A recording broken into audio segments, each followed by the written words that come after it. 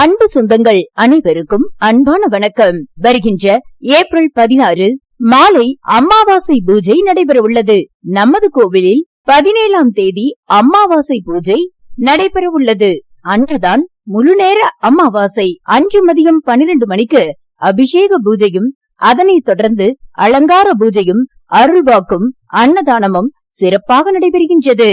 நமது கோவில் சிறப்பு அருள்வாக்கு: நாம் இங்கு கொடுக்கும் கருமருந்து குழந்தைகள் அழுது கொண்டிருந்தால் இந்த கருமருந்து நெத்தியில் வைத்தால் ஏடு குணம் காத்து குணம் கெட்டது ஏத துஷ்ட சக்திகளையும் விலக்கி நன்மை பயக்கும் என்று பக்தர்கள் கூறுகிறார்கள். தொழிலுக்கு போகும்போது அந்த கருமருந்து நெற்றியில் வைத்துக் கொண்டு போனால் அன்று முழுவதும் சிறப்பாக இருக்கின்றது. இன்று மட்டுமல்ல, 3 தலைமுறையாக வழங்கப்படுகின்றது. உடல் வியாதிக்கும் கூட பயன்படுத்துகிறார்கள்.